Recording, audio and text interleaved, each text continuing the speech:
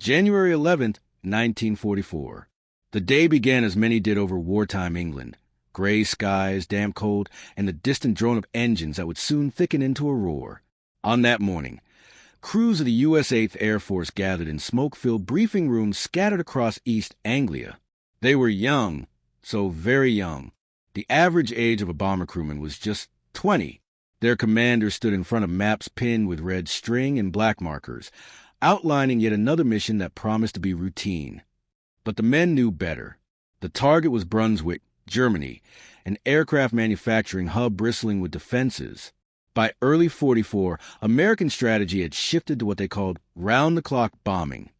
The RAF hammering German cities by night and the Americans battering them by day. It was a deadly rhythm. In the briefing rooms, crews lit cigarettes not so much for comfort as for distraction. The ritual was always the same. The whispered bets on who would return, the casual bravado masking nerves. One navigator reportedly muttered, "If this is routine, I'd hate to see what they call suicide." From the airfields, hundreds of four-engine giants stood waiting. The Boeing B-17 Flying Fortresses. Their olive-drab bodies gleamed dully under the morning mist, their names painted in bold letters along the fuselage. Heaven Can Wait, Memphis Belle II, Lucky Lass. Noah's Ark was both defiance and prayer. The crew of Lucky Lass shuffled out to their aircraft in bulky flight suits. Among them was Private First Class Robert Bobby Gaines, just 20, Tailgunner. He was barely out of high school in Ohio when he found himself crouched in a glass bubble at the rear of a bomber, holding twin .50 caliber machine guns. His world in combat was usually reduced to a tiny swivel seat, frostbitten fingers on cold metal, and the constant prayer that he would see the horizon again. The pilot, Captain Walter Hughes, had already survived 15 missions. Stern, square-jawed, he had the clipped manner of a man used to keeping chaos at bay. The crew respected him, though Bobby confessed in a letter home that the captain never smiles, even when the coffee's good. By 8 a.m., the engines coughed awake. One by one, the bombers lurched forward, their propellers carving spirals in the mist. The ground trembled as more than 500 B-17s lifted into the sky. For farmers below, it was a now familiar sight. An iron swarm blotting out the sun, their thunder rolling across the countryside. Children sometimes waved. Old men watched in silence, counting the planes as they climbed eastward, wondering how many would return by nightfall. At altitude, the view was deceptive. From the cockpit, the patchwork fields of Europe looked peaceful, like a quilt stitched with rivers and hedgerows. But everyone in the formation knew that quilt was sewn with flak batteries and fighter bases, each one waiting to tear their formation apart. The statistics were sobering. By January 1944, the 8th Air Force had already lost more than 2,500 bombers in just over a year. A single mission could cost 60 planes, each with 10 men aboard. The odds of completing the required 25 missions for a tour were slim. 1 in 4, at best. Numbers like these weren't read aloud at briefings, but the men felt them in their bones. Over the Dutch coast, they hit the first layer of defenses. The horizon bloomed with black puffs of flak, anti-aircraft shells bursting in patterns that looked random but were anything but. German gunners had practiced this dance for years. The sound was muffled inside the fortress, but the vibrations rattled teeth, Bobby wrote later. The smell of gunpowder seeped through the seams. You'd swear you could taste the iron in your mouth. Then came the fighters. Messerschmitt Bf 109s and Focke-Wulf 190s, sleek predators darting into formation with cannon fire. The air suddenly filled with tracers, red and white streaks crisscrossing the gray sky. Tailgunners like Bobby were the last line of defense. He hunched forward, gloves stiff with cold, squeezing the triggers. The guns roared, brass casings clattering around his boots. He didn't think. He just aimed at the flash of wings, the faint glint of enemy glass cockpits. One pass tore through Lucky Lass. Shells shredded the rudder. The tail shivered violently. The waist gunner screamed. A hit to the leg. The radio operator slumped unconscious against the set. Hughes fought the controls, voice flat through the intercom. Hold your stations. She'll hold. She has to. The bomber slipped behind formation, a straggler. And stragglers were doomed. Everyone knew it. Enemy fighters swarmed the weak, picking them apart like wolves around a wounded stag. Bobby later said in an interview, "Every second, I thought the tail would snap clean off. I felt like I was riding on a coffin lid, just waiting for the nails. But then, something strange. The fighters closed in and hesitated. One Messerschmitt drew alongside, close enough for Bobby to see the pilot's scarf whipping in the wind. Instead of firing, the German tilted his wings, a subtle gesture. Then he peeled away. Others circled, but kept their distance. It was as though Lucky Lass had slipped into another category. Not prey, not enemy, but something in between. The crippled bomber staggered westward, engines coughing. Hours later, she touched down on English soil, tires screeching, fuselage smoking. The crew climbed out, bloodied, half-frozen, but alive. And that's when the real shock came. Ground crews rushed forward, but instead of marveling the damage, they stopped cold. The tail of the B-17, shredded by shells, was streaked in fresh paint, Luftwaffe gray. Not random smears, but broad swaths covering bullet holes, almost as if hastily applied in midair. American mechanics gawked. One reportedly muttered, "Hell, did you stop in Berlin for a touch-up?" Theories flew instantly. Was it sabotage? Had the Germans tried to disguise the bomber for capture? Or, most unsettling of all, had enemy pilots deliberately spared it, leaving their mark like a signature of mercy? No official explanation came that day. The crew was hustled off for debriefing, their heads still spinning. Bobby scribbled one line in his diary that night. "I don't know why we're alive. Maybe the paint saved us. Or maybe a German did." The Lucky Lass was now more than just another battered bomber. She was a puzzle, a contradiction, a machine that returned home not as entirely American nor entirely enemy, but something caught between.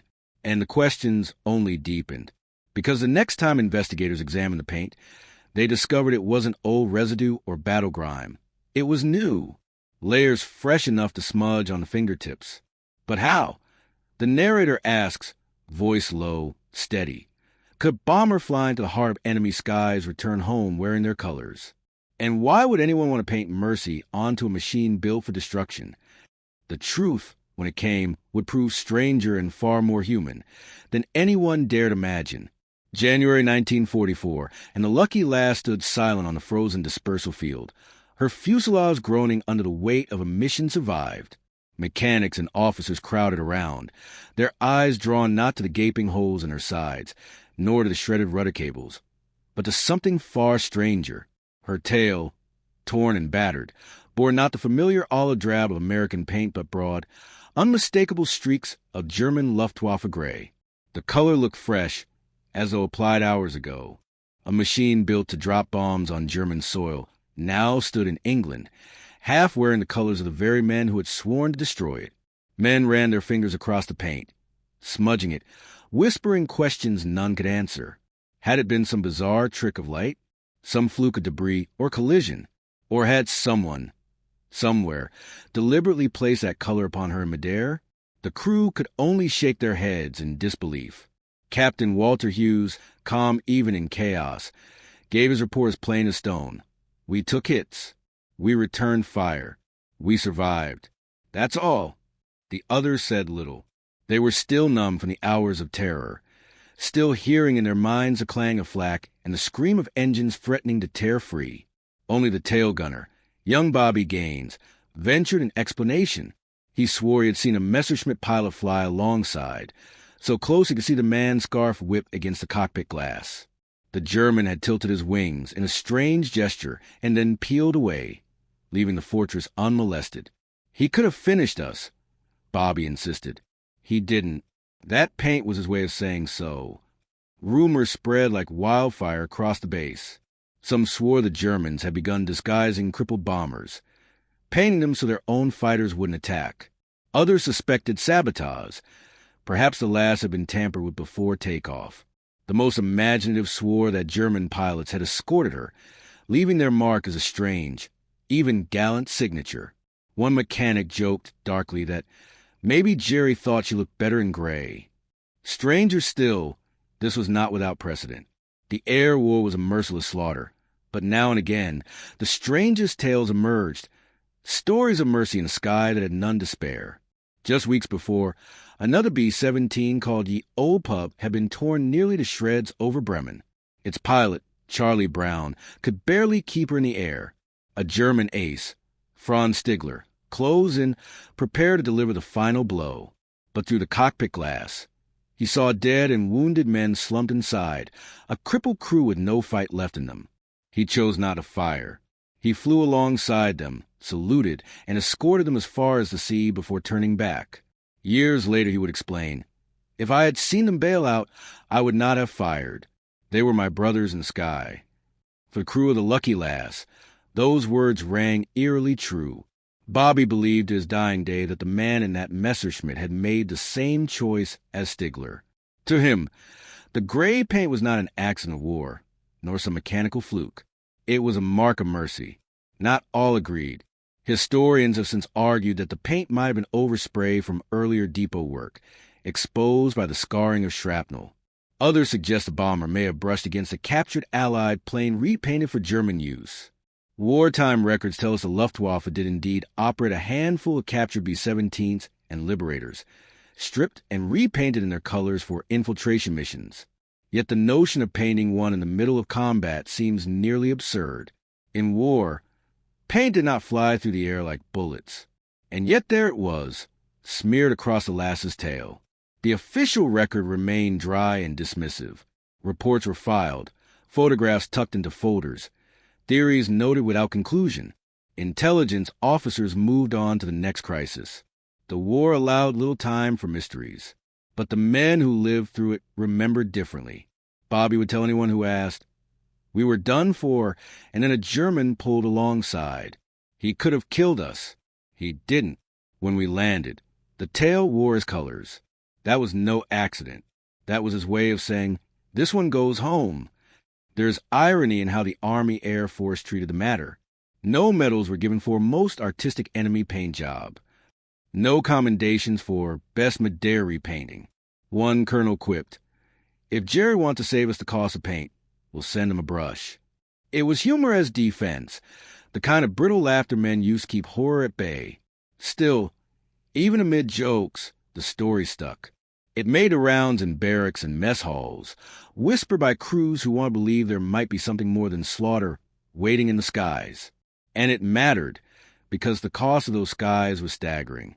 By early 1944, American airmen were dying in numbers that eclipsed entire branches of service.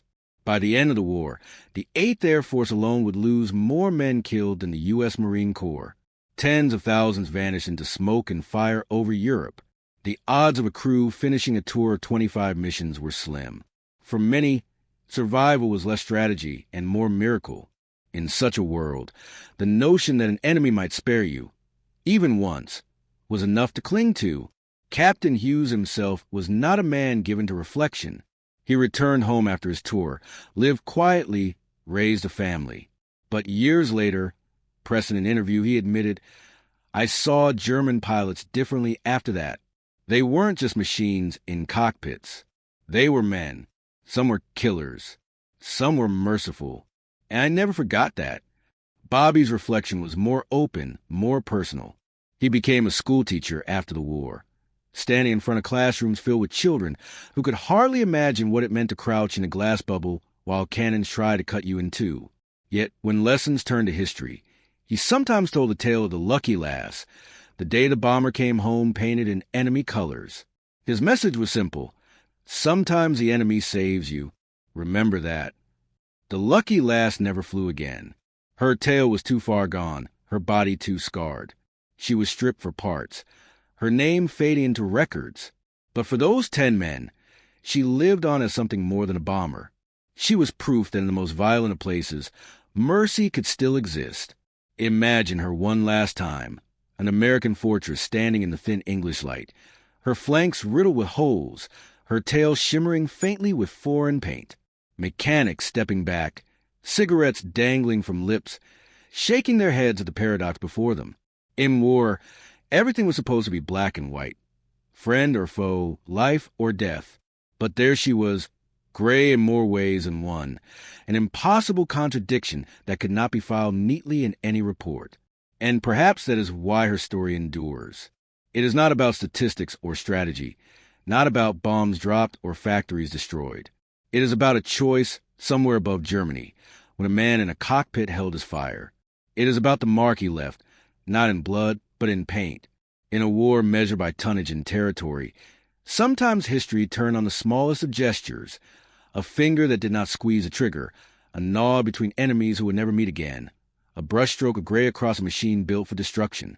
The lucky lass carried no more bombs after that day, but she carried something stranger and heavier. She carried proof that even in skies filled with death, humanity could still break through the smoke.